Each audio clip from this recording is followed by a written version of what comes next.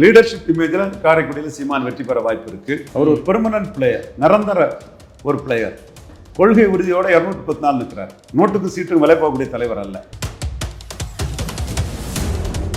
அவருடைய ஓட்டு மாற்றம் அந்த ஓட்டுங்கிறத விட அவரை தலைமையாக ஏற்று வேலுப்பிள்ளை பிரபாகரன் தமிழின தலைவர்னு நிறுவனம்னு வந்த ஓட்டு. அவர் வளர்ச்சிங்கிறது வந்து இந்துத்துவா ஆர்கே நகரில் விழுந்ததுனால தான் அவருக்கு வளர்ச்சி. சீமானுக்கு வளர்ச்சியை நான் துல்லியமா ஆதாரத்தோட சொல்றேன். இது யாரும் மறுக்க முடியாது. நடந்த விஷயத்தை யாரும் மறுக்க முடியாது. நாளைக்கு நடக்க போற விஷயத்துல யாரும் என்ன வேணாலும் ப்ரெடிக்ட் பண்ணலாம். மக்களவையிலே பாஜக மைனஸ்ன்னு சொன்ன ஐயா எடப்பாடி பழனிசாமி சட்டமன்றத்தில் வந்து அவர் என்டிஏக்குள்ள வந்திருக்காருன்னா ஆர்டிடி மோடி அண்ணாமலை வந்து 18 விழுக்காடு வாக்கெடுத்தவங்க 8 விழுக்காடு வாக்கெடுத்த சீமான சிஎம் கேண்டிடேட்டா ப்ரொஜெக்ட் பண்ணிட கூடாதுங்கிறதுனால நாங்கள் பண்ண அதிரடியில் 20 விழுக்காடு வாக்கையும் மோடிஜி கிட்ட கொண்டு வந்திருக்காரு. ஸோ அந்த நிலைப்பாட்டிலிருந்து எடப்பாடி மாறி இருக்காரு. இதனால தான் சீமான் வந்து விஜய், என்டிஏ, எடப்பாடி எல்லாத்தையுமே களத்தை விட்டு ஓடிய கோலை டேஷ்கள்னு போட்டு அடின்னு அடிக்கிறாரு. இப்பவும் இந்த களம் வந்து நான் beneficiary caste of Edappadi Palaniswami Seeman பக்கம் வருவாங்க. இரட்டையில் அனுப்பக்கூடிய தொகுதிகளில் என்டிஏ 18 விழுக்காடு வாக்கும் டிரான்ஸ்ஃபர் ஆகாது. அதில் பெரும்பகுதி சீமானுக்கு டிரான்ஸ்ஃபர் ஆகும். எடப்பாடி பழனிசாமி திருமாவளவனை விமர்சனம் பண்றாரு. நான் இந்த இடத்துக்குள்ள சீமானுக்கு விமர்சனம் தான் நிற்கும். மேல்பாதி மங்கலம் ஆலய நுழைவுக்கு நான் களத்துக்குள்ள இறங்குவோன்னு சொன்னது சீமான் தான். கிறிஸ்தவ திருச்சபையில பழைய தேவேந்திர குல வேளாளர்களுக்கு வந்து கலர் தோட்டத்தில் அநீதி, கல்லூரி நிறுவனங்கள் அநீதி, சர்ச்சில் அநீதினு பேசுறது சீமான் தான். எல்லாத்தையும் தாண்டி கன்ஷிராம் நிதிஷ்குமார் பாணி அரசியல் சீமானுக்கு மிகப்பெரிய ஒரு பூஸ்டர் 2026 கொடுக்கும். சீமானுக்கு குறி இந்த 18 விழுக்காடு தலையில்லாத மண்டமா இருக்கக்கூடிய அண்ணாமலை லீடர்ஷிப்புக்கு வந்து அண்ணாமலை நீக்கப்பட்டு ஈரோடு கிழக்கில் நிற்காம போன மோடி பிரதமர் வந்த வாக்கள் தான் சீமானுக்கு குறி. இந்த குறியை எடப்பாடியை பலகீனப்படுத்துறதுக்கு சீமான் தெளிவா வச்சு போறாரு. அது சீமானுக்கு பெரிய பலனை கொடுக்கும். ரிசல்ட் முடிவு 24 வந்து தமிழக அரசியல் பாதை மாறிட்டுங்கிறது தெரியாம ஏசி ரூம்ல இருந்து பேசக்கூடிய துக்ளக் ரமேஷ், ரங்கராஜ் பாண்டே போன்றவங்களுக்கெல்லாம் பெரிய அதிர்ச்சியா இருக்கும். நான் களத்துல இருந்து பேசுறேன், உண்மையை பேசுறேன், தரவுகளோட பேசுறேன்.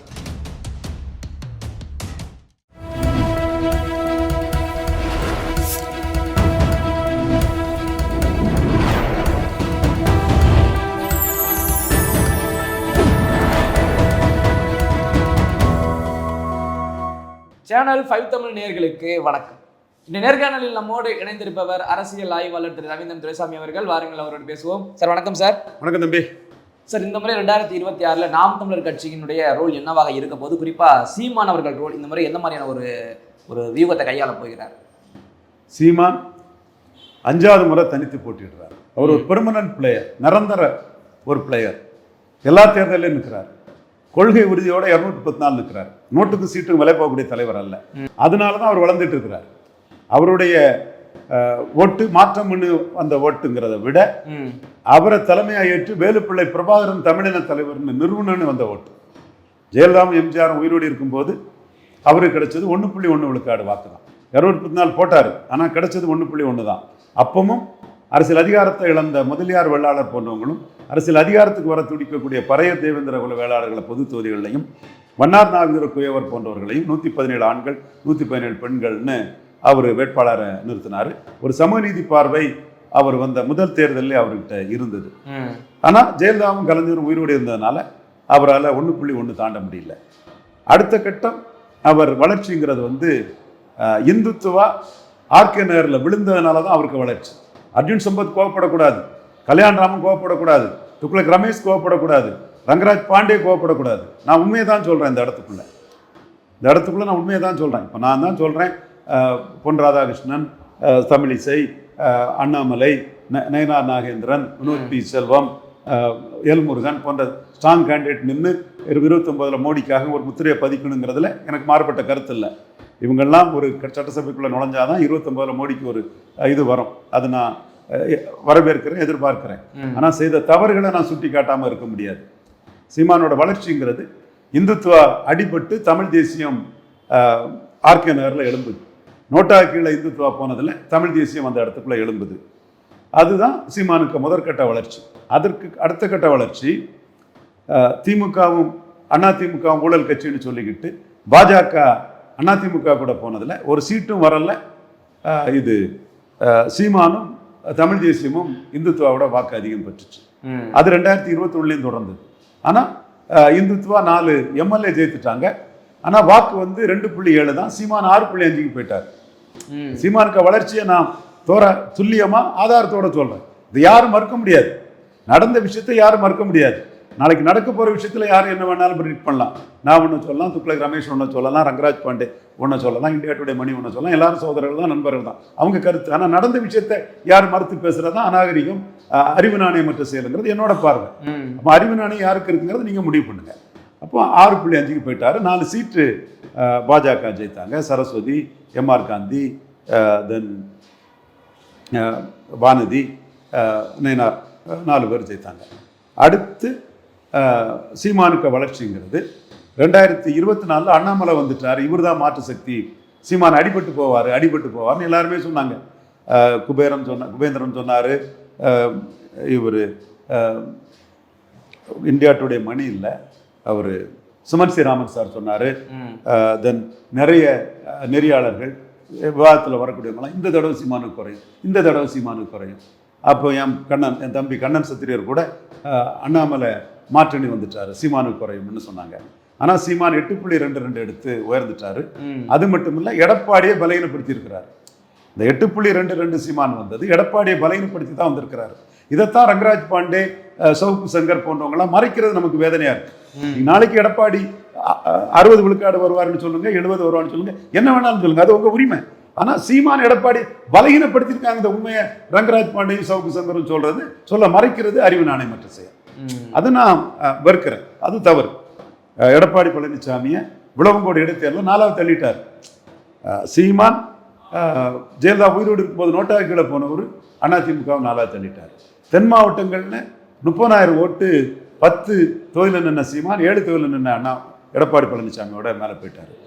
கன்னியாகுமரி பாராளுமன்றம் இங்கெல்லாம் அதிமுகவில் பலன் இல்லைன்னு பறையர், வண்ணார், நாவிதர், குயவர் போன்ற பல சமூகங்கள் வந்து எடப்பாடி பழனிசாமியால் இவர் கையில் இருக்கிற ரெட்டாலையில் நம்ம ஜாதிக்கு பலன் இல்லைன்னு அவங்க வந்து நாம் தமிழருக்கு ஓட்டை போட்டுட்டாங்க.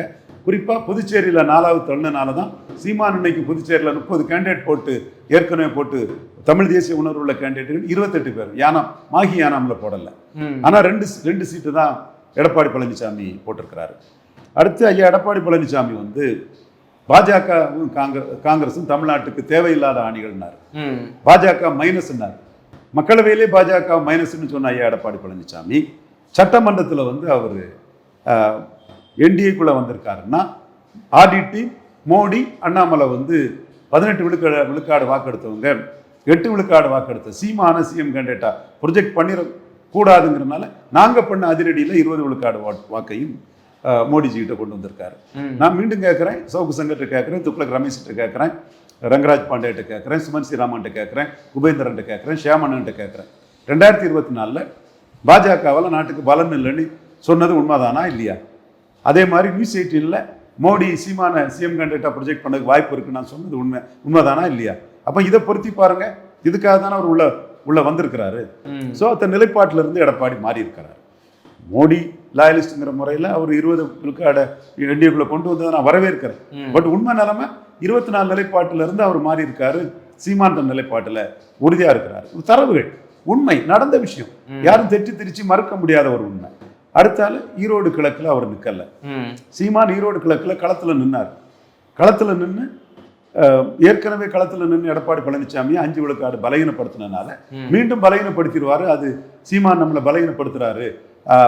வெள்ளாள கவுண்டர் அல்லாத ஜாதிகளில், அதிமுகவுக்கு பலன் இல்லாத ஜாதிகளில் ஒரு தமிழ் தேசியம், பிரபாகரன், தீரன் சின்னமலை கவுண்டர், அது இதெல்லாம் சொல்லி சீமான் வளர்றாருன்னு மக்கள் மத்தியில் தெரிஞ்சிருங்கிற ஒரு நோக்கத்துக்காக எடப்பாடி பழனிசாமி பாய்காட் பண்ணிட்டு போயிட்டார். சீப்பை ஒழிச்சு வச்சுட்டா கல்யாணம் நின்றுமா? ஏற்கனவே 1 விழுக்காடில் இருந்தார் சீமான். அண்ணாமலையும் எடப்பாடி பழனிசாமி 30 விழுக்காட்டில் இருந்தாங்க. 2000 ரூபா கொடுத்தாரு எடப்பாடி பழனிசாமி, செங்கோட்டை மூலமாக தான் கொடுத்தாரு. டெல்லி அதிரம், எம்ஜிஆருக்கு திண்டுக்கல், எங்களுக்கு ஈரோடு கிழக்குனாரு. என்னன்னே தோத்து போன ஒரு கட்சியில் பிளவு, ஓபிஎஸும் போயிட்டார், எங்கன்னே தேரப்போகுது நானே சொல்லியிருப்பேன். நீங்கள் அதை பார்த்தா தெரியும். இதுவும் நடந்ததை தான் நான் கிளைம் பண்ணுறேன். சீமான் 1 விழுக்காடுலேருந்து 6.3 விழுக்காடுக்கு போயிட்டார். ஸ்டாலின் கூட சீமானை பழனிக்குமார் மூலமாக அவமானப்படுத்தினார். தமிழ் தேசியத்துக்கு ஒன்றும் இல்லை, ஒரு விழுக்காடு தான்னு ரிப்போர்ட்டை கொடுத்து தினகரன் கீழே, பாஜகவுக்கு கீழே அப்படி போட்டு அவமானப்படுத்தி ஸ்டாலின் அசிங்கப்படுத்தினார். ஆனால் சீமான் தன் பிரச்சார வலிமையால் ஒரு விழுக்காடுலேருந்து 6.3 விழுக்காடுக்கு போயிட்டார். எடப்பாடி பழனிசாமி பிரச்சார வலிமை இல்லைனாலும் அந்த கட்சியால் அண்ணாமலை சொல்கிற மாதிரி 2 ஜாதி தாண்டி வேற யாருக்கும் லாபம் இல்லைங்கிறனாலையும் சீமான் வேலோடும் நூலோடும் பிறந்த கைகோளர் வீரபாகு தேவன், நீ திருத்தணியில் போகிறார், முருகனுக்கு படைத்தளபதி வீரபாகு தேவன், அதெல்லாம் சொல்லி எடுத்து சீமான் 6.3 விழுக்காடுக்கு போயிட்டார். எடப்பாடி 2000 ரூபா கொடுத்தும் எடப்பாடியும் அண்ணாமலையும் 5 விழுக்காடு குறைஞ்சி 25 விழுக்காடுக்கு போயிட்டாப்புல. நான் 24 வருவாங்கன்னா 25 வந்தாங்க. இப்போ அங்கே நிற்கல, நின்னா ஆற்றல் அசோக்குமார் 23 எடுத்திருந்தாரு, நாம் தமிழர் 8.3 எடுத்திருந்தாப்புல. சீமான் தன் பிரச்சார வலிமையால் அதை ஏற்றுவார். எல்லா ஜாதிகளுக்கும் பொதுவான ஒரு தலைவராக வேலுப்பிள்ளை பிரபாகரன் முயற்சியில், தமிழ் தேசிய முயற்சியில் சீமான் அதில் உயர்வார். எடப்பாடி பழனிசாமி அந்த இடத்துக்குள்ள வீழ்ந்துருவோம், 23 குறைஞ்சிரும், சீமானுக்கு நமக்கு வித்தியாசம் இருக்காங்கிறதுக்காக களத்தை விட்டு ஓடிட்டார். இதனால தான் சீமான் விஜய், என்டிஏ, எடப்பாடி எல்லாத்தையுமே களத்தை விட்டு ஓடிய கோலை டேஷ்கள்னு போட்டு அடின்னு அடிக்கிறாரு. இப்பவும் இந்த களம் நான் beneficiary caste of Edappadi Palaniswami Seeman பக்கம் வருவாங்க. இரட்டையில் இருக்கக்கூடிய தொகுதிகளில் என்டிஏ 18 விழுக்காடு வாக்கும் டிரான்ஸ்ஃபர் ஆகாது, அதில் பெரும்பகுதி சீமானுக்கு டிரான்ஸ்ஃபர் ஆகும். இதுதான் இங்கே நடக்க போகுது. இல்லை சார், இது வரைக்கும் சொன்னதெல்லாம் நீங்கள் தமிழ் தேசியம் ப்ராக்டிக்கலாக ஒர்க் ஆயிருக்கு. ஓகே, இப்போ இந்த 2026 தேர்தலில் இந்த தமிழ் தேசியம்ன்றது ப்ராக்டிக்கலாக ஒர்க் ஆகுமா, இல்லை எமோஷனலி அப்படியே போட்டு மூவ் ஆகிட்டு போயிடுமா? ப்ராக்டிக்கலாக ஒர்க் ஆகும். சீமான் இன்னைக்கு திருமாவளவன் பரையர் சமூகத்துக்காக பேசலன்னு எடப்பாடி ஐயா பேசியிருக்காரு. எல்லா இதுலையுமே பெருசாக வந்திருக்கு. அப்போ பரையர் சமூகத்துக்காக திருமாவளவன் பேசலைங்கிறத ஒரு இஷ்யூவாட், அட்டவணை பிரிவு சமூகங்களுக்காக பேசலைங்க ஒரு இஷ்யூவாட் ஆயிருக்காரு. நீங்க பாருங்க, அட்டவணை பிரிவு சமூகங்கள் யாரெல்லாம் இருக்கா? பரையர் சமூக சோதரர்கள் இருக்காங்க, தேவேந்திர குல வேளாளர் சமூக சோதரர்கள் இருக்காங்க, பட்டியல் வெளியேற்றம் கேட்குறாங்க, அசால் டேட் அட்டவணை பிரிவில் தான் இருக்கிறாங்க. உண்மை. அடுத்து அருந்ததியர் சோதரர்கள் இருக்காங்க. இந்த 3 சகோதரர்களும் பெரிய அளவில் இருக்காங்க. சாம்பவர்கள் இருக்காங்க, ஆதித்யாவர்கள், அவங்க பரையர் சமூக சகோதரர்கள் தான். இப்படி நிறைய பேர் இருந்தாலும் கூட இந்த 3 சகோதரர்களும் பெரிய அளவுக்கு இருக்காங்க. இதில் ஸ்டாலின் கலைஞர் பிரியாரிட்டி ரிசர்வேஷன் அருந்ததியர்கள் கொடுத்தாரு. அதில் அவங்களுக்கு நல்ல பலன் கிடைக்குது. நான் மனப்பூர்வமாக அதை வாழ்த்துறேன், பாராட்டுறேன். கலைஞர் தெய்வமாக அவங்க வழங்குறாங்க. ஸ்டாலின் ஈரோடு கிழக்கு இடைத்தேர்தலில் அருந்ததியர்களோட வளர்ச்சி தொடர்பாக தான் தமிழ்நாடு ஃபுல்லாக டீட்டெயில் கொடுத்து அந்த 100 விழுக்காடு போட்டு அருந்ததியர்கள் நாயுடு மக்களை கன்சால்டேட் பண்ணக்கூடிய அரசியலை ஸ்டாலின் தெளிவாக பண்ணுறாரு. இதாங்க உண்மை, இதாங்க களம். 4 பேர் ஏசி ரூமில் இருந்துக்கிட்டு திமுக வர்சஸ் அண்ணா திமுக, திமுக வர்சஸ் அண்ணா திமுகன்னு துக்ளக்கு, ரமேஷ், ரங்கராஜ் பாண்டே, சுமன் ஸ்ரீராம, அதெல்லாம் வேலைக்கு ஆகாது. இது களம், நிஜ களம். அந்த களத்துக்குள்ள ஆதாரத்தை சொல்கிறேன். ஜெயலலிதா அம்மையார் என்ன சொன்னாங்கன்னா, கலைஞருக்கு சப் கேட்டகரைசேஷனுக்கு ரைட்டு கிடையாது, SC ST central government right, state chief minister right கிடையாது, கலைஞர் தப்பா பண்றாருன்னு ஜெயலலிதா அம்மையார் எதிர்த்தாங்க. ஜெயலலிதா அம்மையார் எதிர்த்த உடனே ஜெயலலிதா அம்மையார் கருத்தை குப்பை கூடையில் தூக்கி போட்டுக்கிட்டு ஜெயலலிதா அம்மையார் கருத்தை குப்பை கூடையில் தூக்கி போட்டுக்கிட்டு ஜெயலலிதா அம்மையார் கருத்தை குப்பை கூடையில் தூக்கி போட்டுக்கிட்டு அருந்ததியர் பிரியாரிட்டி ரெசர்வேஷனை நான் தான் போராடணும்னு ஸ்டாலின் கிட்ட போட்டிக்கு போறாரு எடப்பாடி பழனிசாமி. அப்ப என்ன அரசியல் அங்க நிக்குது? ரெட்டல் அரசியலா நிக்குது, எம்ஜிஆர் அரசியலா நிக்குது, ஜெயலலிதா அரசியலா நிக்குது? இல்லையா, விளாள கவுண்டர் எடப்பாடி பழனிசாமி. அவருக்கு அங்க சீட்டு கன்வெர்ட் ஆகணும்னா அந்த பகுதியில அருந்ததியர் சகோதரர்கள், விளாள கவுண்டர் சகோதரர்கள் கூட அருந்ததியர் சகோதரர்களும் இணைஞ்சாதான் சீட் கன்வெர்ட் ஆகும்னு ஜெயலலிதாவை கருத்தை குப்பை கூடையில தூக்கி போட்டுக்கிட்டு அருந்ததியர் கூட ஒடுக்கிட்டா நானே கொண்டு வந்தேங்கிறாரு. அப்போ டைனமிக்ஸ் மாறிட்டு, அரசியல் மாறிட்டு, இன்னும் அறத பழசான எம்ஜிஆர் ஜெயலலிதாங்கிறத ஜோசப் விஜயும் ஆதவ அர்ஜுனாவும் பரிதாப கேசுங்க இவங்கெல்லாம். ஸோ இந்த இடத்துக்குள்ள எடப்பாடி பழனிசாமி திருமாவளவனை விமர்சனம் பண்றாரு. நான் இந்த இடத்துக்குள்ள சீமானுக்கு விமர்சனம் தான் நிற்கும். மேல்பாதி மங்கலம் ஆலய நுழைவுக்கு நான் களத்துக்குள்ள இறங்குவோன்னு சொன்னது சீமான் தான். கிறிஸ்தவ திருச்சபையில பழைய தேவேந்திர குல வேளாளர்களுக்கு கல்ற தோட்டத்தில் அநீதி, கல்லூரி நிறுவனங்கள் அநீதி, சர்ச்சில் அநீதினு பேசுறது சீமான் தான். எல்லாத்தையும் தாண்டி 5 விழுக்காடு பழைய தேவேந்திர குல வேளாளருக்கு இடஒதுக்கீட்டை உயர்த்தி கொடுக்கணும்னு கேட்கறது சீமான் தான். அப்போ இதை எடப்பாடி கேட்பாரா? எடப்பாடி அருந்ததியர் பிரியாரிட்டி ரெசர்வேஷன் ஆதரிக்கிறாரு. அப்ப இந்த இடத்துல சீமான் தானே எழும்புவாரு. நீங்க திருமாவளவன் விமர்சனம் பண்ணினாலும் ரியல் பெனிஃபிட் அறிவார்ந்த பறையர் தேவேந்திர குல வேளாளர் சமூக மக்கள் சீமான் தான் நமக்காக நிற்கிறாரு. எடப்பாடி நடிக்கிறாரு. ஜெயலலிதா ஆட்சி காலத்துல பொம்மையா சீரோக்களா இருந்தவங்களாம் இன்னைக்கு 500 கோடி 1000 கோடி வச்சு நம்மளை ஆதிக்கம் செலுத்த வராங்க. நம்ம கோரிக்கையில அவங்க நிற்கிறது கிடையாதுன்னு சீமான் தான் நிற்கிறாருங்கிறது பழைய தேவேந்திர குல வேளாளர் சமூக மக்களுக்கு தெரியுமில்ல. இதுதான் சீமானுக்கு பிளஸ். இதுல சீமான் எவ்வளவு பிளஸ் பண்ணி வாராரு. இந்த மக்கள் சினிமாவை புறந்தள்ளிக்கிட்டு தங்கள் நலன், தங்கள் வளர்ச்சி, தங்கள் எதிர்கால சன்னதி நலன், இதுக்கெல்லாம் சீமான் தான் நமக்கான தலைவர்னு எவ்வளவு வாக்களிக்கிறாங்களோ அதுதான் 2031 ஸ்டாலின் வர்சஸ் சீமான்ங்கிறத கொண்டு வரும். ஸோ திராவிடம் வர்சஸ் தமிழ் தேசியத்துக்காக தான் சீமான் நிற்கிறாரு.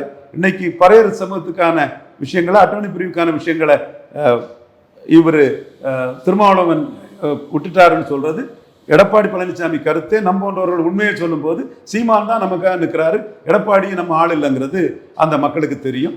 ஸோ பிரியாரிட்டி ரெசர்வேஷன் சொன்னா ஸ்டாலினும் எடப்பாடியும் ஒரு சைடு நிற்கிறாங்க. ஸ்டாலினுக்காக தான் திருமான் நின்னாகணும். சீமான் மட்டும்தான் 5 விழுக்காடு பறையர் தேவேந்திர வேளாளருக்கு இடஒதுக்கீட்டை உயர்த்தி கொடுக்கணும்னு சொல்றாரு. அதே மாதிரி டீலிஸ்டிங் பட்டியல் வெளியேற்றத்தையும் பாஜக சொன்னாங்க. சீமான் தான் அன்னைக்கு களத்துக்குள்ள அதை முன்னெடுத்துட்டு போறாருங்கிறது 100% உண்மை. இந்த கன்ஷிராம் நிதிஷ்குமார் பாணி அரசியல் சீமானுக்கு மிகப்பெரிய ஒரு பூஸ்டர் 2026 கொடுக்கும். எடப்பாடி பழனிசாமியின் நான் பெனிஃபிஷரி காஸ்ட், எடப்பாடி பழனிசாமி அரசியலில் பலனில்லாத ஜாதிகளை முன்னிறுத்தி தான் சீமான் போறாரு. அதுக்காக வெள்ளாள கவுண்டரையும் வன்னியர்களையும் விட்டுறல. வெள்ளாள கவுண்டரை சீமான் எப்படி பிடிக்காருன்னா, எடப்பாடி 60 வயசு தானே வெள்ளாள கவுண்டர்களுக்கு தான் மதிப்பு கொடுப்பாரு. வெள்ளாள கவுண்டர் இளைஞர்களுக்கு மதிப்பு கொடுக்க மாட்டாரு. எடப்பாடி வெள்ளாள கவுண்டர் பெண்களே அரசியல் கொண்டு விட மாட்டாரு. சீமான் வெள்ளாள கவுண்டர் பெண்களை பாதிக்கு மேலேயும் அரசியல் களத்தில் கொண்டு வருவார். அப்போ இளம் வெள்ளாள கவுண்டர் பெண்கள், இளம் ஆண்கள், வெள்ளாள கவுண்டர் ஏழைகள், வெள்ளாள கவுண்டர் சிறு குறு விவசாயிகள். ஸோ இவங்களை சீமான் வெள்ளாள கவுண்டர் ஓட்டுல அந்த ஏஜ் டிஃபரன்ஸ், ஜெண்டர் டிஃபரன்ஸ் அதை வச்சு டேமேஜ் பண்றாரு, அதை வச்சு அடிக்கிறாரு. நீ வயதான வெள்ளாள கவுண்டரை வச்சுதான் எடப்பாடி அரசியல் பண்றாரு. நான் தீரன் சின்னமலை கவுண்டர் மாதிரி தானே எழும்பி ஒரு ஏழை வெள்ளாள கவுண்டர் கிளாஸ் டிஃபரன்ஸை கொண்டு வர்றாரு. அதே மாதிரி என்டிஏ கொண்ட வன்னியர் ஓட்டையும் சீமான் கையில் எடுக்கிறாரு.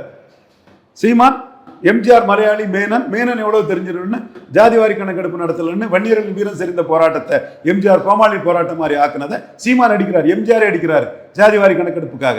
அப்போ பார்ச்சூன் பேவர்ஸ் பிரேவ்னு எம்ஜிஆர் அடிச்சு ஜாதிவாரி கணக்கெடுப்புக்காக வண்ணார் நாவியர் கோய்வர், முத்தரையர் யாதவர், செங்குந்தர் உடையார், விஸ்வகர்மா போன்ற சமூகங்களுக்காக சீமான் நிற்கிறார் களத்தில். இந்த சமூகங்களின் அரசியல் சமூக பொருளாதார எழுச்சியை எம்ஜிஆர் 40-45 வருஷமா காலி பண்ணிட்டாருன்னு சீமான் ஒரு கருத்தை முன்வைக்கிறார். இதுல வன்னியருக்காக சீமான் பேசுறாரு. வீரப்பன் என்கவுண்டரா இன்னைக்கு சரின்னு எடப்பாடி பேசிட முடியுமான்னு சீமான் கேட்கிறாருன்னு சொன்னா, என்டிஏ இல்ல பாமக மூலமா விழுந்த வன்னியர் ஓட்டையும் சீமான் குறி வைக்கிறார். ஸோ சீமானுக்கு குறி இந்த 18 விழுக்காடு தலையில்லாத மண்டமா இருக்கக்கூடிய அண்ணாமலை லீடர்ஷிப்புக்கு அண்ணாமலை நீக்கப்பட்டு ஈரோடு கிழக்கில் நிற்காம போன மோடி பிரதமர் வந்த வாக்கள் தான் சீமானுக்கு குறி. இந்த குறியை எடப்பாடியை பலகீனப்படுத்துறதுக்கு சீமான் தெளிவா வச்சு போறாரு. அது சீமானுக்கு பெரிய பலனை கொடுக்கும். ரிசல்ட் முடிவு 24 தமிழக அரசியல் பாதை மாறிட்டுங்கிறது தெரியாம ஏசி ரூம்ல இருந்து பேசக்கூடிய துக்ளக் ரமேஷ், ரங்கராஜ் பாண்டே போன்றவங்களுக்கெல்லாம் பெரிய அதிர்ச்சியா இருக்கும். நான் களத்துல இருந்து பேசுறேன், உண்மையை பேசுறேன், தரவுகளோட பேசுறேன். ஓகே சார், எல்லாருடைய கருத்து என்னன்னா, சீமான் கூட்டணி வைக்கலாம் எல்லாமே பேசும்போது, கூட்டணி வைத்தாலுடைய அந்த கட்சிக்கான தமிழ் தேசியம் அப்படின்றதுடைய அந்த இது தாக்கம் குறைஞ்சிடும், டிலீட் ஆகிடும் அப்படின்றது சாத்தியமா? அதுதான் ஒரு கூட்டணி வைக்காத காரணமா? கண்டிப்பா. நான் ஒருத்தன் தான் சீமானுக்கு கருத்தான கூட்டணி வேண்டாங்கிறத சொன்னேன். எத்தனை பேர் எத்தனையோ சங்கராச்சாரியார் சாமிகள், எத்தனையோ பெரிய தென் மாவட்ட தொழிலதிபர்கள், எத்தனை பேர் 1-2 பேரா, எத்தனையோ பெரிய சாணக்கியர்கள், எத்தனையோ பெரிய மத்திய அமைச்சர்களின் ஆதரவாளர்கள், எத்தனை பேர் வந்தாங்க. சீமான் ஸ்டெடியா இருந்தாரு, நானும் சீமான் ஸ்டெடியா இருப்பாரு. அவருக்கு உறுதியான கருத்தை நான் வெளிப்படுத்தினேன். இதுல சிலர் ஆர்டி தான் சீமானை தனிச்சு நிற்க வைக்கிறாருன்னு சொன்னார். 100க்கு 100 கிடையவே கிடையாது. வரும்போதே இந்திய கட்சிகள் தேசிய கட்சிகளுக்கு நாம எதிர்ன்னு தம்பி சாட்டை திருமணம் சொல்றாருல்ல, அப்படி வந்தவர் தான். நாமே மாற்று, நாம் தமிழரை மாற்று நிற்கிறார், உறுதியா நிற்கிறாரு. டூ ஆர் டைங்கிற லெவல்ல அந்த போரை தெளிவா பண்றாரு. அப்படி பண்ணக்கூடிய ஒருத்தனை, ஒரு ஏழை எளிய மகனை நான் ஊக்குவிக்கிறேன், அவ்வளவுதான். மற்றவங்க தங்களோட அரசியல் வியாபாரத்துக்கு, தொழில் வியாபாரத்துக்கு அவரை பயன்படுத்திக்கலான்னு வாரான். நான் அவர் உறுதியா நிற்கிறவரை உறுதியா நிற்கிறாருன்னு சொல்றேன். அதுல கூட ஒரு சில தொழிலதிபர்கள் கூட்டணி போனாலும் கூட அவருக்கு நம்ம வெளிப்படையாவே சொல்லலாம், ஒரு பெரிய நிறுவனங்கள், கல்வி நிறுவனங்கள் அதிபரும் ஒரு தொலைக்காட்சி அதிபரும் கூட்டணிக்குன்னு அவர் அழைச்சாலும் கூட மற்றபடி அவருக்கு ஆக்கம் ஊக்கம் கொடுக்கக்கூடிய லெவல்லையும் இருக்காங்க. அவங்கள நம்ம மதிக்க தான் செய்யும். அத்தகைய வேந்தர்களை நம்ம மதிக்க தான் செய்யணும். ஓகே சார், என்னுடைய கடைசி கேள்வி, காரைக்குடியில் சீமான் அவர்கள், அதாவது ஸ்டார் கேம்பெயினை பார்க்கும்போது இந்த காரைக்குடியும் பார்க்கப்படுகிறது. காரைக்குடியில் அது எந்த ஒரு தாக்கத்தை சீமான் கொடுக்க வாய்ப்பு? லீடர்ஷிப் இமேஜில் காரைக்குடியில் சீமான் வெற்றி பெற வாய்ப்பு இருக்கு. 30.3 விழுக்காடு வாக்கெடுத்த மக்கள் தலைவர் எம்ஜிஆர் வந்து 60 விழுக்காடு அருப்புக்கோட்டையில் எடுத்தாரு. 20 விழுக்காடு எடுத்த ஜெயலலிதா அம்மையார் வந்து 50 விழுக்காடு போட்டியில் எடுத்தாங்க. சீமான் லீடருங்கிற அடிப்படையில் அவர் காரைக்குடியில் வெற்றி பெறதுக்கு வாய்ப்பு இருக்கு. முன்னுதாரணங்களை வச்சு என் கருத்தை சொல்றேன். உங்களுடைய பல்வேறு கேள்விகளுக்கும் நேரத்தை ஒதுக்கி பகிர்ந்து நன்றி சார். தொடர்ந்து பேசுவோம்.